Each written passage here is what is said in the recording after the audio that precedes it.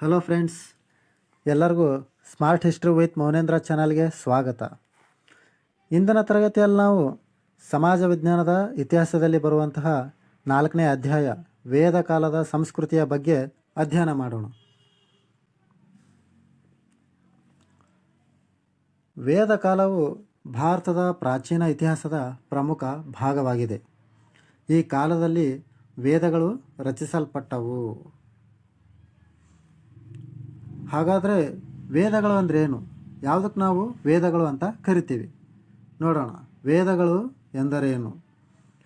ಧಾರ್ಮಿಕ ಗ್ರಂಥಗಳು ಸಂಸ್ಕೃತ ಭಾಷೆಯಲ್ಲಿ ಬರೆಯಲ್ಪಟ್ಟವು ಅನ್ನುವಂಥದ್ದು. ಅಂದರೆ ವೇದಗಳು ಧಾರ್ಮಿಕ ಗ್ರಂಥಗಳಾಗಿರ್ತವೆ, ಅದರ ಜೊತೆಗೆ ಸಂಸ್ಕೃತ ಭಾಷೆಯಲ್ಲಿ ಬರೆಯಲ್ಪಟ್ಟಿರೋ ಆಗಿರ್ತವೆ. ಆದ್ದರಿಂದ ಇವುಗಳಿಗೆ ನಾವು ವೇದಗಳು ಅಂತ ಕರಿತೀವಿ. ವೇದಗಳಲ್ಲಿ ಮುಖ್ಯವಾಗಿ 4 ವೇದಗಳು ಬರ್ತವೆ. ಅವು ಯಾವ್ಯಾವು ಅಂತಂದರೆ ಋಗ್ವೇದ, ಯಜುರ್ವೇದ, ಸಾಮವೇದ, ಅಥರ್ವವೇದ. ಈ ಥರ ವೇದಗಳಲ್ಲಿ 4 ವೇದಗಳು ಬರ್ತವೆ.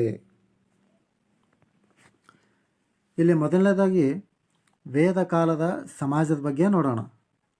ಅದರಲ್ಲಿ ಸಮಾಜದ ರಚನೆ, ಯಾವ ರೀತಿ ಸಮಾಜದ ರಚನೆ ಆಯಿತು ಅನ್ನುವಂಥದ್ದು. ವೇದ ಕಾಲದಲ್ಲಿ ಸಮಾಜವನ್ನು ವರ್ಣ ವ್ಯವಸ್ಥೆ ಆಧಾರದಲ್ಲಿ ವಿಭಜಿಸಲಾಗಿತ್ತು. ವೇದ ಕಾಲದಲ್ಲಿ ಸಮಾಜವನ್ನು ವರ್ಣ ವ್ಯವಸ್ಥೆ ಆಧಾರದಲ್ಲಿ ವಿಭಜನೆ ಮಾಡಲಾಗುತ್ತೆ. ಅದರಲ್ಲಿ 4 ರೀತಿಯಲ್ಲಿ ವಿಭಜನೆ ಮಾಡಲಾಗುತ್ತೆ. ಅದರಲ್ಲಿ ಮೊದಲನೇದ್ದು ಯಾವುದು ಅಂತಂದರೆ ಬ್ರಾಹ್ಮಣರು. ಎರಡನೇದವರು ಕ್ಷತ್ರಿಯರು, ಮೂರನೇದವರು ಯಾರು ಅಂತಂದರೆ ವೈಶ್ಯರು, 4ನೇದವರು ಶೂದ್ರರು. ಈ ರೀತಿಯಾಗಿ ವೇದ ಕಾಲದಲ್ಲಿ ಸಮಾಜವನ್ನು ವರ್ಣ ವ್ಯವಸ್ಥೆಯಲ್ಲೇ ಆಧಾರದಲ್ಲಿ ವಿಭಜಿಸಲಾಗಿತ್ತು. ಬ್ರಾಹ್ಮಣರು ಪೂಜೆ ಮತ್ತು ಶಿಕ್ಷಣದಲ್ಲಿ ತೊಡಗ್ತಾ ಇದ್ದರು. ಇನ್ನು ಕ್ಷತ್ರಿಯರು ಆಡಳಿತ ಮತ್ತು ಯುದ್ಧದಲ್ಲಿ ಅವರು ತೊಡಗ್ತಾ ಇದ್ದರು. ಇನ್ನು ವೈಶ್ಯರು ಅವರು ವ್ಯಾಪಾರ ಮತ್ತು ಕೃಷಿಯಲ್ಲಿ ತೊಡಗ್ತಿದ್ರು. ಜೊತೆಗೆ ಕೊನೆಯದಾಗಿ ಶೂದ್ರರು ಅವರು ಸೇವೆಯನ್ನು ಮಾಡ್ತಿದ್ರು ಅನ್ನುವಂಥದ್ದು. ಈ ವ್ಯವಸ್ಥೆ ಸಮಾಜವನ್ನು ಸಂಘಟಿತವಾಗಿ ಇರಿಸಲು ಸಹಾಯ ಮಾಡಿತು ಅನ್ನುವಂಥದ್ದನ್ನು ನಾವಿಲ್ಲಿ ಅರ್ಥ ಮಾಡ್ಕೋಬೇಕಾಗುತ್ತೆ. ನೆಕ್ಸ್ಟ್ ನಾವು ಕುಟುಂಬ ಮತ್ತು ಜೀವನ ಶೈಲಿಯ ಬಗ್ಗೆ ತಿಳ್ಕೊಳ್ಳೋಣ. ಅದರಲ್ಲಿ ಮೊದಲನೇದು ಯಾವುದು ಅಂತಂದರೆ ಕುಟುಂಬ ವ್ಯವಸ್ಥೆ. ಕುಟುಂಬದ ವ್ಯವಸ್ಥೆ ಯಾವ ರೀತಿ ಇತ್ತು ಅನ್ನೋದನ್ನು ಇಲ್ಲಿ ನೋಡೋಣ. ಸಂಯುಕ್ತ ಕುಟುಂಬ ವ್ಯವಸ್ಥೆ. ಕುಟುಂಬದ ಮುಖ್ಯಸ್ಥ ಯಾರು ಅಂತಂದರೆ ತಂದೆ. ಅಂದರೆ ಸಂಯುಕ್ತ ಕುಟುಂಬ ಅಂತ ಇರ್ತಿತ್ತು. ಆ ಸಂಯುಕ್ತ ಕುಟುಂಬ ವ್ಯವಸ್ಥೆಯಲ್ಲಿ ಮುಖ್ಯಸ್ಥ ಯಾರು ಇರ್ತಿದ್ರು ಅಂತಂದರೆ ತಂದೆ. ಅವರೇ ಆ ಒಂದು ಸಂಯುಕ್ತ ಕುಟುಂಬ ವ್ಯವಸ್ಥೆಯ ಒಂದು ಯಜಮಾನರಾಗಿರ್ತಿದ್ರು. ಯಜಮಾನ, ಮುಖ್ಯಸ್ಥ ಯಾರು ಅಂತಂದರೆ ತಂದೆ ಅನ್ನುವಂಥದ್ದು. ಎರಡನೇದಾಗಿ ನಾವು ಜೀವನ ಶೈಲಿಯ ಬಗ್ಗೆ ತಿಳ್ಕೊಳ್ಳೋಣ. ಯಾವ ರೀತಿ ಜೀವನ ಶೈಲಿ ಯಾವ ರೀತಿ ಇತ್ತು ಜನರದ್ದು ಅನ್ನುವಂಥದ್ದು. ಮೊದಲನೇದಾಗಿ ಕೃಷಿ ಮುಖ್ಯ ಉದ್ಯೋಗ ಆಗಿತ್ತು. ಜನರು ಕೃಷಿಯ ಮುಖ್ಯ ಉದ್ಯೋಗ ಆಗಿತ್ತು ಜನರದ್ದು.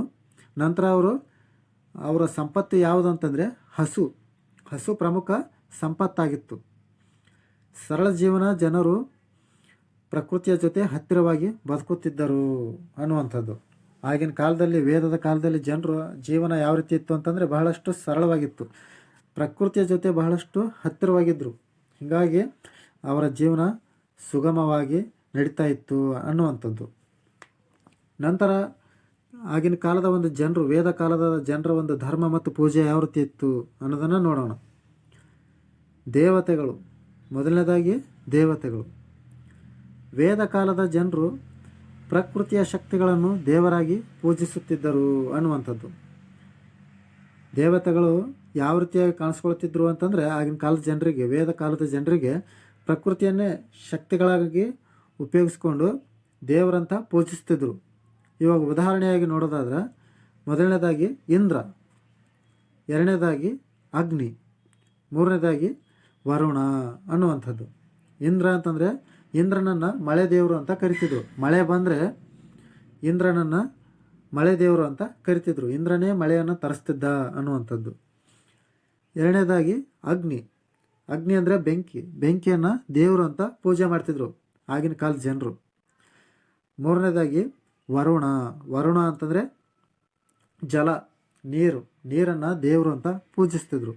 ಈ ರೀತಿಯಾಗಿ ವೇದ ಕಾಲದ ಜನರು ಪ್ರಕೃತಿಯ ಶಕ್ತಿಗಳನ್ನು ದೇವರಾಗಿ ಪೂಜೆಯನ್ನು ಮಾಡ್ತಿದ್ರು ಅನ್ನುವಂಥದ್ದು. ನಂತರ ಯಜ್ಞದ ಬಗ್ಗೆ ಅಧ್ಯಯನ ಮಾಡೋಣ. ಅಗ್ನಿಯಲ್ಲಿ ಹೋಮ ಮಾಡುವ ಪದ್ಧತಿ ಇತ್ತು. ಆವಾಗಿನ ಕಾಲದಲ್ಲಿ, ವೇದದ ಕಾಲದ ಒಂದು ಜನರಲ್ಲಿ ಅಗ್ನಿಯಲ್ಲಿ ಹೋಮ ಮಾಡುವಂತಹ ಒಂದು ಪದ್ಧತಿ ಇತ್ತು. ದೇವರನ್ನು ಸಂತೋಷಪಡಿಸಲಿಕ್ಕೆ ಅವರು ಯಜ್ಞವು ವೇದ ಕಾಲದ ಮುಖ್ಯ ಆಚರಣೆಯಾಗಿತ್ತು ಅನ್ನುವಂಥದ್ದು. ದೇವರನ್ನು ಪಡಿಸ್ಬೇಕಾಗಿತ್ತು ಅಂತಂದರೆ ಯಜ್ಞವನ್ನು ಮಾಡ್ತಿದ್ರು. ವೇದ ಕಾಲದಲ್ಲಿ ಯಜ್ಞವನ್ನು ಮಾಡಿ ದೇವರನ್ನು ಸಂತೋಷ ಪಡಿಸ್ತಿದ್ರು. ಮುಂದೆ ನಾವು ಶಿಕ್ಷಣ ಮತ್ತು ಸಾಹಿತ್ಯದ ಬಗ್ಗೆ ಅಧ್ಯಯನ ಮಾಡೋಣ. ಮೊದಲನೇದಾಗಿ ನಾವು ಶಿಕ್ಷಣದ ವ್ಯವಸ್ಥೆ ಬಗ್ಗೆ ತಿಳ್ಕೊಳ್ಳೋಣ. ಶಿಕ್ಷಣ ವ್ಯವಸ್ಥೆ ಯಾವ ರೀತಿ ಇತ್ತು ಅನ್ನೋದನ್ನು. ಮೊದಲನೇದು ಗುರುಕುಲ ಪದ್ಧತಿ, ಎರಡನೇದು ಗುರುಗಳಿಂದ ಶಿಕ್ಷಣ ಅನ್ನುವಂಥದ್ದು. ಆಗಿನ ಕಾಲದಲ್ಲಿ ಗುರುಕುಲ ಅನ್ನೋದಿತ್ತು, ಗುರುಕುಲ ಪದ್ಧತಿ ಅನ್ನೋದಿತ್ತು. ಅಲ್ಲಿ ಗುರುಗಳಿಂದ ಶಿಕ್ಷಣ ಪಡಿತಿದ್ರು. ಪ್ರತಿಯೊಬ್ಬರು ಗುರುಗಳಿಂದನೇ ಶಿಕ್ಷಣ ಪಡಿತಿದ್ರು. ಇದು ಏನಪ್ಪ ಅಂದ್ರೆ ಶಿಕ್ಷಣ ವ್ಯವಸ್ಥೆ. ನಂತರ ಸಾಹಿತ್ಯದ ಬಗ್ಗೆ ಅಧ್ಯಯನ ಮಾಡೋಣ. ಸಾಹಿತ್ಯ ಯಾವ ರೀತಿ ಇತ್ತು? ಯಾವ್ಯಾವ ಸಾಹಿತ್ಯ ಅಂತಂದರೆ ವೇದಗಳು, ಉಪನಿಷತ್ತುಗಳು, ಇವೆರಡು ಏನಪ್ಪ ಅಂತಂದರೆ ಸಾಹಿತ್ಯಗಳು ಅಂತಲೇ ಹೇಳಬೇಕಾಗುತ್ತೆ. ಇದರಿಂದ ವಿದ್ಯಾರ್ಥಿಗಳು ಶಿಸ್ತು ಮತ್ತು ಜ್ಞಾನವನ್ನು ಕಲಿತಿದ್ರು. ವಿದ್ಯಾರ್ಥಿಗಳಿಗೆ ಶಿಸ್ತು ಮತ್ತು ಜ್ಞಾನ ಬರಬೇಕಾಗಿತ್ತು ಅಂತಂದರೆ ಸಾಹಿತ್ಯದಲ್ಲಿರ್ತಕ್ಕಂಥ ವೇದಗಳು ಮತ್ತು ಉಪನಿಷತ್ತುಗಳನ್ನು ತಿಳ್ಕೊಬೇಕಾಗಿತ್ತು, ಅಧ್ಯಯನ ಮಾಡಬೇಕಾಗಿತ್ತು. ಅದನ್ನು ಅಧ್ಯಯನ ಮಾಡಿದರೆ ವಿದ್ಯಾರ್ಥಿಗಳು ಶಿಸ್ತು ಮತ್ತು ಜ್ಞಾನವನ್ನು ಕಲಿತಿದ್ರು ಅನ್ನುವಂಥದ್ದು ಆ ರೀತಿಯಲ್ಲಿ ಇತ್ತು. ಮುಂದೆ ಈ ಒಂದು ಅಧ್ಯಾಯದಲ್ಲಿ ನಾವು ಮಹಿಳೆಯರ ಸ್ಥಾನ ಅದರ ಬಗ್ಗೆ ನೋಡೋಣ. ಮಹಿಳೆಯರ ಪಾತ್ರ ಯಾವ ರೀತಿ ಇತ್ತು, ಹೇಗಿತ್ತು ಅನ್ನುವಂಥದ್ದು. ಮೊದಲನೇದಾಗಿ ಶಿಕ್ಷಣ ಪಡೆಯುತ್ತಿದ್ದರು. ಆಗಿನ ಕಾಲದಲ್ಲಿ ಅಂದ್ರೆ ವೇದದ ಕಾಲದಲ್ಲಿ ಮಹಿಳೆಯರು ಶಿಕ್ಷಣವನ್ನು ಪಡಿತಿದ್ದರು. ಎರಡನೇದಾಗಿ ಯಜ್ಞಗಳಲ್ಲಿ ಭಾಗವಹಿಸುತ್ತಿದ್ದರು.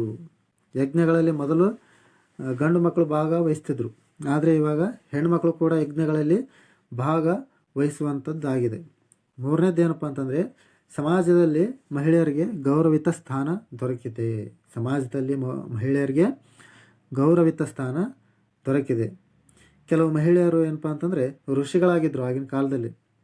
ಆಗಿನ ಕಾಲದಲ್ಲಿ ಕೆಲವು ಮಹಿಳೆಯರು ಏನಾಗಿದ್ದರು? ಋಷಿಗಳಾಗಿದ್ದರು. ಇಂದಿನ ಪಾಠದ ಒಂದು ಸಾರಾಂಶ ಬಗ್ಗೆ ನೋಡೋಣ. ಈ ಪಾಠದಲ್ಲಿ ನಾವು ಏನೇನು ತಿಳ್ಕೊಂಡಿವಿ, ಯಾವುದಾದ್ರ ಬಗ್ಗೆ ಅಧ್ಯಯನ ಮಾಡಿದ್ದೀವಿ ಅಂತಂದರೆ ವೇದಗಳು ಮತ್ತು ಅವುಗಳ ಮಹತ್ವದ ಬಗ್ಗೆ ತಿಳ್ಕೊಂಡ್ವಿ. ಸಮಾಜದ ವರ್ಣ ವ್ಯವಸ್ಥೆ ಬಗ್ಗೆ ತಿಳ್ಕೊಂಡ್ವಿ. ಕುಟುಂಬ ಮತ್ತು ಜೀವನ ಶೈಲಿಯ ಬಗ್ಗೆ ಅರ್ಥ ಮಾಡ್ಕೊಂಡ್ವಿ. ಧರ್ಮ ಮತ್ತು ಯಜ್ಞದ ಬಗ್ಗೆ ತಿಳ್ಕೊಂಡ್ವಿ. ಅದರ ಜೊತೆಗೆ ಶಿಕ್ಷಣ ಮತ್ತು ಮಹಿಳೆಯರ ಸ್ಥಾನದ ಬಗ್ಗೆ ನಾವು ತಿಳ್ಕೊಂಡ್ವಿ. ಇದಿಷ್ಟು ಈ ವೇದ ಕಾಲದ ಸಂಸ್ಕೃತಿಯ ಬಗ್ಗೆ ನಾವು ಅಧ್ಯಯನ ಮಾಡಿದ್ವಿ. ಮುಂದಿನ ತರಗತಿಯಲ್ಲಿ ನಾವು ಮುಂದಿನ ಪಾಠದ ಬಗ್ಗೆ ಅಧ್ಯಯನ ಮಾಡೋಣ. ಓಕೆ ಫ್ರೆಂಡ್ಸ್, ಈ ಪಾಠ ನಿಮಗೆ ಇಷ್ಟ ಆದರೆ ಲೈಕ್ ಮಾಡಿ, ಶೇರ್ ಮಾಡಿ ಮತ್ತು ಸಬ್ಸ್ಕ್ರೈಬ್ ಮಾಡಿ. ಎಲ್ಲರಿಗೂ ಧನ್ಯವಾದಗಳು.